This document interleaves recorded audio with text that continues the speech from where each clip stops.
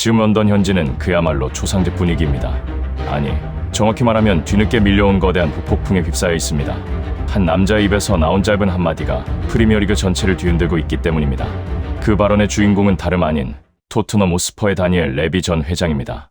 철저한 계산과 냉철한 비즈니스로 유명한 피도 눈물도 없다던 그가 공식 석상에서 입술을 깨물며 뱉은 한마디는 전 세계 축구 팬들의 귀를 의심하게 만들었습니다. 나의 재임 기간 25년 중 가장 뼈아픈 실수는 단 하나다. 바로 그를 미국으로 보낸 것이다. 여기서 그가 누구인지는 설명할 필요조차 없습니다. 바로 대한민국의 캡틴 손흥민입니다. 도대체 무슨 일이 벌어진 걸까요? 손흥민이 미국 땅을 밟자마자 보여준 기적 같은 퍼포먼스, 그리고 그를 떠나보낸 토트넘이 마주한 처참한 현실. 오늘은 이 믿기 힘든 드라마의 전말을 아주 깊숙한 곳까지 파헤쳐 보겠습니다. 지금 영국 축구계는 충격에 빠졌습니다. 149년이라는 긴 역사를 자랑하는 토트넘 호스퍼에서 단 한 번도 본 적 없었던 기류가 흐르고 있습니다. 강등을 걱정해야 하는 난장판 상황입니다. 팬들은 분노를 넘어 허탈해하고 있고 구단 수뇌부는 침묵에 잠겼습니다. 반면 대서양 건너 미국 LA는 축제 분위기입니다. 아니, 정확히는 손흥민 보유국이 된 것에 대한 자부심으로 도시 전체가 들썩이고 있습니다. 3개월. 손흥민이 공식 경기에 나서지 않았던 시간입니다. 일각에서는 이제 전성기가 지났다. 미국으로 간 것은 은퇴 수순이다라는 섣부른 비아냥도 있었습니다. 하지만 뚜껑이 열리자마자 그 모든 의심은 산산조각 났습니다. 그저 조각난 것이 아니라 압도적인 실력 앞에서 증발해버렸습니다. 이것은 단순한 스토리가 아닙니다. 한 선수의 가치가 그가 속한 리그와 팀의 운명을 어떻게 뒤바꿀 수 있는지 보여주는 역사적인 사건입니다. 레비 회장이 내 인생 최대의 실수라고 고백하게 만든 결정적 장면들. 지금 바로 시작합니다. 시간을 지난 18일로 돌려보겠습니다. 장소는 온두라스의 산페드로술라 프란시스코 모라산 스타디움. 2026 시즌 북중미 카리브 축구연맹 챔피언스컵 1라운드 현장입니다. 이날의 날씨는 덥고 습했습니다. 원정팀에게는 지옥과도 같은 환경이었습니다. 하지만 그라운드 위에 선 손흥민의 표정은 평온했습니다. 마치 폭풍우가 몰아치기 전에 고요한 바다처럼 말이죠. 경기 시작 휘슬이 울렸습니다. 그리고 불과 11분 만에 경기장의 공기는 완전히 바뀌었습니다. 전반 11분, 손흥민이 공을 잡았습니다. 그 순간 상대 수비수 3명이 본능적으로 손흥민을 향해 달려들었습니다. 바로 그 찰나였습니다. 손흥민은 무리하게 돌파하는 대신 수비수들의 시선을 자신에게 고정시킨 채 빈 공간으로 파고드는 다비드 마르티네스에게 마치 자로 잰 듯한 패스를 찔러 넣었습니다. 마르티네스의 원터치 슛이 골망을 흔드는 순간 상대팀 감독은 벤치에서 고개를 떨구고 말았습니다. 이것은 단순한 어시스트가 아니었습니다. 공간을 지배하고 동료를 활용하는 축구 도사의 품격이었습니다. 하지만 이것은 서막에 불과했습니다. LA가 얻어낸 페널티킥 기회. 키커로 나선 것은 손흥민이었습니다. 3개월의 공백, 낯선 잔디, 낯선 공인구. 부담감이 어깨를 짓누를 법도 했지만 손흥민은 주저하지 않았습니다. 간결한 도움 닫기에 이은 정확한 임팩트. 공은 골문 왼쪽 구석으로 빨려 들어갔습니다.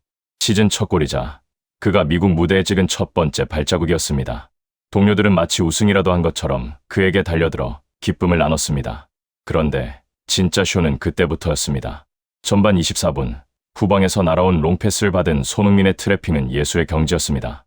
공이 발등에 자석처럼 달라붙는 순간 수비수는 공포에 질려 뒷걸음질 쳤습니다. 손흥민은 그 틈을 놓치지 않고 쇄도하는 부안가에게 패스를 건넸고 이는 곧바로 골로 연결되었습니다.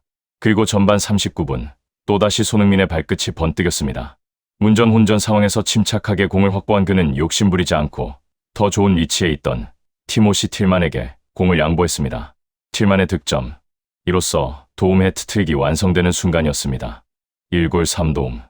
공격 포인트 4개. 단 한 경기, 아니 전반전 45분 만에 벌어진 일입니다. 6대1 대승. 경기 후 통계 사이트들은 평점을 매기는 것조차 의미 없다는 듯 만점에 가까운 점수를 부여했습니다. 상대팀이었던 레알 에스파냐의 캄포스 감독조차 경기 후 인터뷰에서 이렇게 말했습니다. 우리는 오늘 축구 선수가 아니라 거대한 자연재해를 마주한 기분이었다. 손흥민을 막을 전술은 이 지구상에 존재하지 않는다. 명백히 그는 차원이 다른 존재였습니다. 자, 이제 시선을 다시 런던으로 돌려보겠습니다. 손흥민의 이 충격적인 활약 소식은 실시간으로 영국 현지에 타전되었습니다. 그리고 그 반응은 참담함 그 자체였습니다.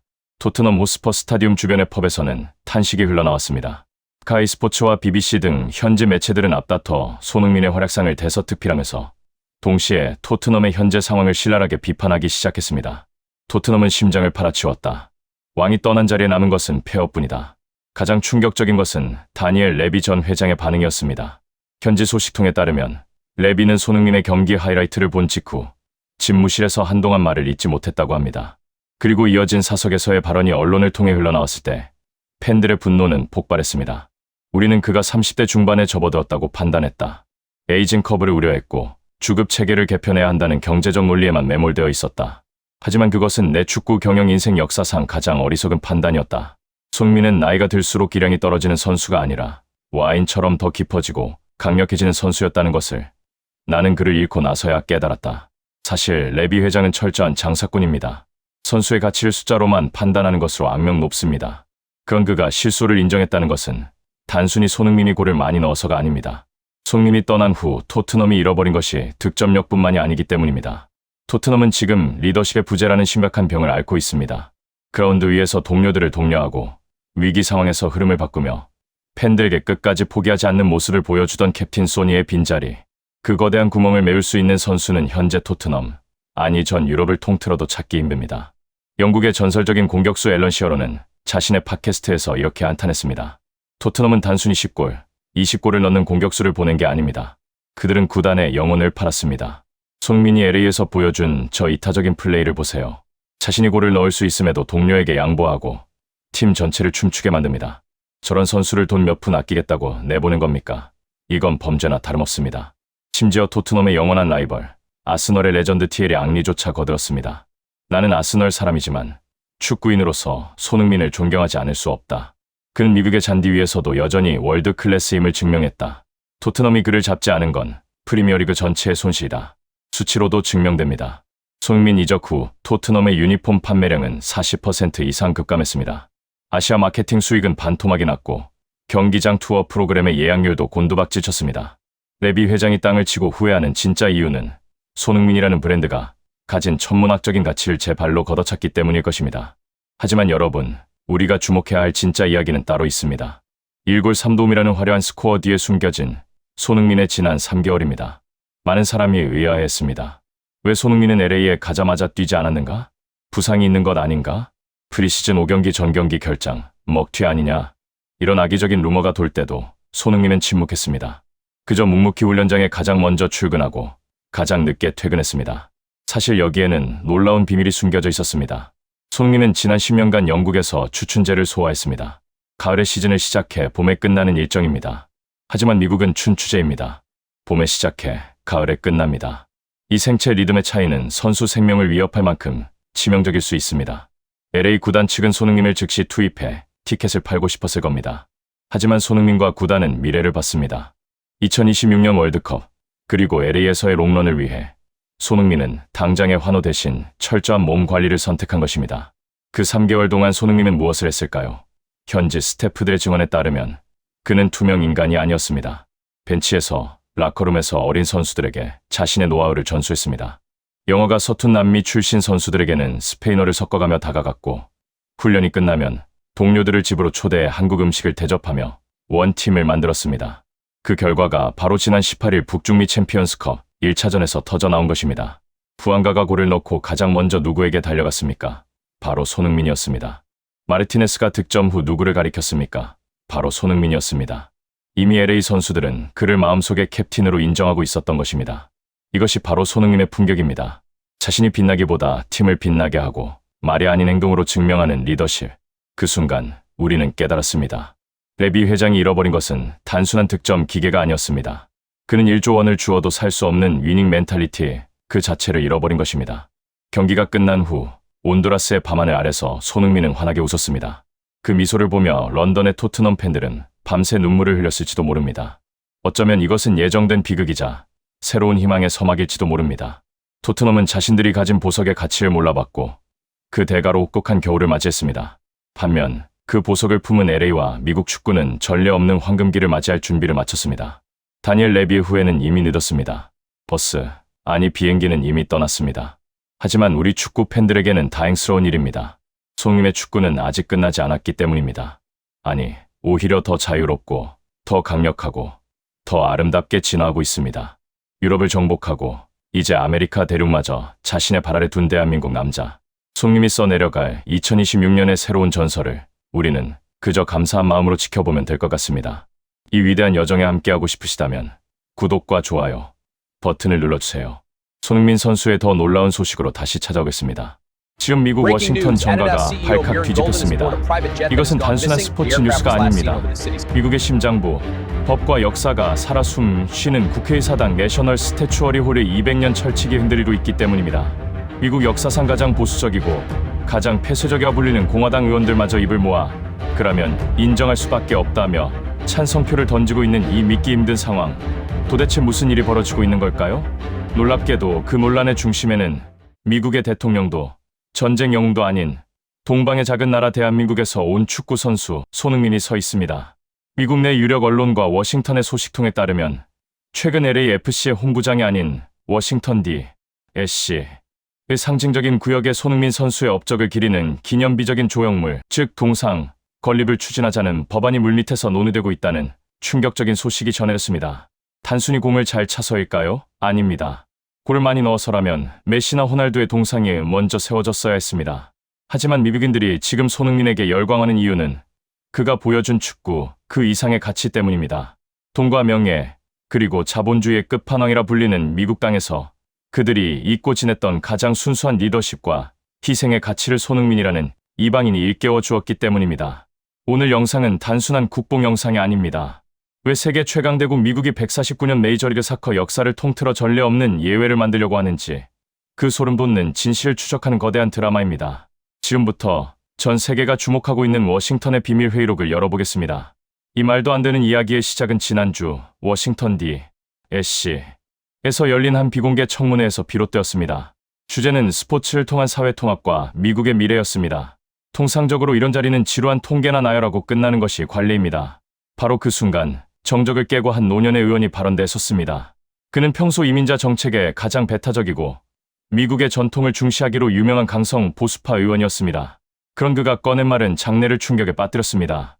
우리가 지난 100년간 아이들에게 가르치려 노력했지만 실패했던 가치들, 겸손, 헌신, 그리고 포기하지 않는 불굴의 의지. 이것을 지금 누가 보여주고 있습니까? 부끄럽게도 우리 미국인이 아닙니다. 바로 LAFC의 캡틴 손흥민입니다. 장내는 술렁이기 시작했습니다. 그리고 스크린에는 LAFC의 지난 경기 영상이 재생되었습니다. 그것은 화려한 골 장면이 아니었습니다. 경기가 끝난 후 탈진에 쓰러진 동료들을 하나하나 일으켜 세우고 자신의 물병을 건네며 정작 본인은 가장 늦게 라커룸으로 향하는 손흥민의 뒷모습이었습니다. 미국 사회는 지금 극심한 분열을 겪고 있습니다.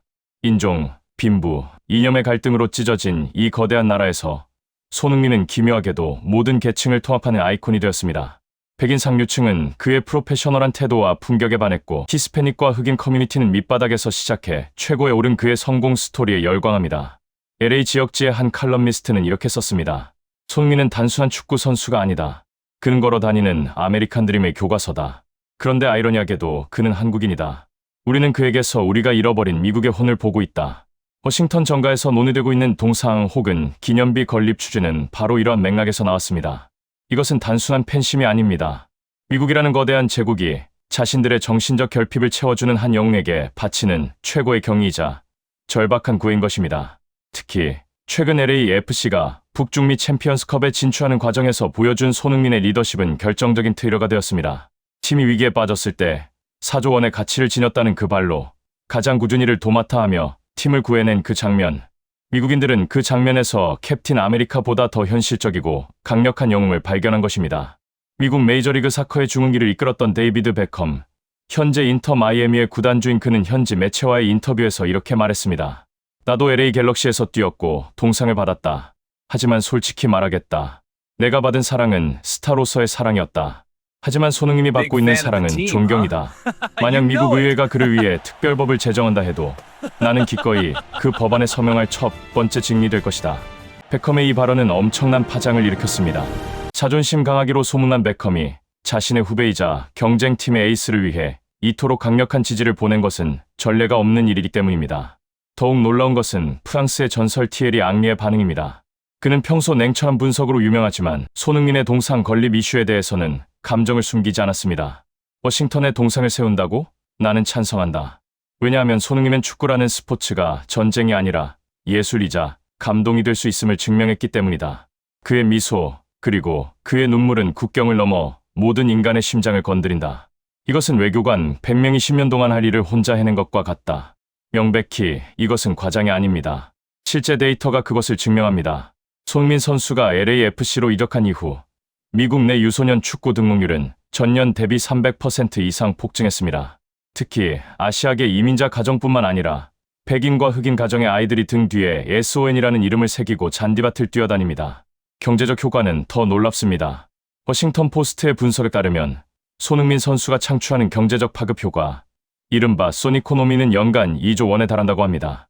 하지만 의회에서 주목한 것은 돈이 아닙니다. 한 공화당 상원 의원은 사석에서 이렇게 털어놓았다고 합니다. 내 손자는 정치를 혐오한다. 하지만 손흥민의 경기를 볼 때면 눈을 빛낸다. 손흥민이 넘어진 상대 선수를 일으켜 세울 때 내 손자는 페어플레이가 무엇인지 배운다. 우리가 교과서로 가르치지 못한 도덕을 그가 가르치고 있다. 동상이 아니라 그 무엇이라도 세워줘야 한다. 하지만 반대 의견이 없는 것은 아니었습니다. 아무리 그래도 외국인 선수의 동상을 국회의사당 근처나 국가적 상징 공간에 세우는 것은 무리다라는 신중문도 있었습니다. 그런데 이 신중문을 단숨에 잠재운 것은 바로 손흥민 선수 본인의 행동이었습니다. 사건은 지난주 폭우가 쏟아지던 LAFC의 프리시즌 원정 경기에서 발생했습니다. 이미 승패가 기울어진 상황, 감독은 부상 방지를 위해 손흥민 선수를 벤치로 앉혀놓고 있었습니다. 보통의 스타 선수라면 수건을 뒤집어 쓰고 몸을 녹이거나 불만 섞인 표정으로 앉아 있었을 것입니다. 하지만 중계 카메라에 잡힌 손흥민 선수의 모습은 전 미국을 전율케 했습니다. 그는 비를 피할 수 있는 벤치 안쪽으로 들어가지 않았습니다. 빗줄기가 쏟아지는 테크니컬 에어리어 라인 끝까지 걸어나가 그 비를 온몸으로 맞으며 아직 뛰고 있는 동료들을 향해 소리치고 있었습니다. 고개 들어 아직 끝나지 않았어. 그 순간 카메라는 관중석을 비췄습니다. 비에 젖은 채 자리를 지키던 수천 명의 팬들이 그 모습을 보고 울컥해 함성을 지르기 시작했습니다. 자신은 세계 최고의 스타지만 팀을 위해서는 기꺼이 비를 맞으며 함께 고통을 나누겠다는 그 태도. 이 장면이 전파를 타자 워싱턴의 기류는 급변했습니다. 저런 리더십이다. 우리가 찾던 리더십이 바로 저것이다. 그리고 마침내 동상건립추진위원회의 관계자가 손흥민 선수 측에 조심스럽게 의사를 타진했다는 소문이 돌았습니다. 당신의 업적을 기리기 위한 조형물을 건립하고 싶다는 제안이었습니다. 여기서 우리는 손흥민이라는 사람이 왜 월드클래스인지 그 인성의 끝을 보게 됩니다. 현지 소식통에 따르면 손흥민 선수는 그 제안을 듣자마자 1초의 망설임도 없이 하지만 아주 정중하게 거절했다고 합니다. 그리고 이렇게 덧붙였다고 합니다.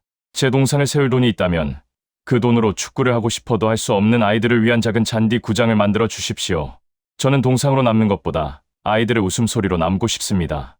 이 거절의 메시지가 전해지자 역설적으로 동상 건립 여론은 더욱 들끓었습니다. 자신을 낮춤으로써 오히려 더 높아지는 동양적 미덕의 정수를 본 미국인들은 이제 그를 단순한 스포츠 스타가 아니라 현인으로 추앙하기 시작했습니다. 미국 보수층이 그토록 손흥민을 인정하는 이유가 바로 여기에 있습니다. 자신의 성취를 과시하지 않고 공동체를 위해 헌신하며 부와 명예보다 사람을 먼저 생각하는 태도. 이것은 미국이 건국 초기부터 가장 숭상해왔지만 자본주의의 탐욕 속에 잃어버렸던 청교도적 정신과 맞닿아 있었기 때문입니다. 결국 동상 건립은 보류될지 모릅니다. 손흥민 선수가 원하지 않으니까요. 하지만 워싱턴 정가에서는 다른 방식의 예우를 준비하고 있습니다. 바로 손흥민의 날 제정이나 그의 이름을 딴 청소년 재단 설립 지원 등 국가 차원의 예우를 검토하고 있다는 것입니다. 미국 국회의 사당의 도움은 높고 거대합니다. 그곳에 동상이 세워진다는 것은 불멸의 역사로 남는다는 것을 의미합니다. 하지만 손흥민 선수는 차가운 청동상이 되기를 거부했습니다. 대신 그는 뜨거운 심장을 가진 사람으로 우리 곁에 남기를 선택했습니다. 어쩌면 이것이 더 위대한 결말일지도 모릅니다. 동상은 세월이 지나면 녹슬고 부식되지만 사람들의 마음속에 새겨진 존경심은 영원히 빛나기 때문입니다. 지금 우리는 목격하고 있습니다. 한국의 작은 소년이 어떻게 세계를 정복하고 어떻게 가장 강력한 나라의 심장부를 감동으로 녹여냈는지 말입니다. 149년 메이저리그 사커 역사상, 아니 미국 스포츠 역사상 이토록 짧은 시간에 이토록 깊은 울림을 준 선수는 없었습니다. 미국 의회가 만장일치로 그를 인정하려 했던 것은 그가 공을 잘 차서가 아닙니다. 그가 보여준 인간의 품격이 국경과 인종, 이념을 넘어 모두를 하나로 만들었기 때문입니다. 우리는 지금 손흥민이라는 위대한 시대와 함께 호흡하고 있습니다. 이것은 우리 생에 다시 없을 행운이자 축복입니다. 훗날 역사는 기록할 것입니다. 2026년 미국 워싱턴이 사랑했던 그리고 전 세계가 존경했던 단 하나의 캡틴이 있었다고.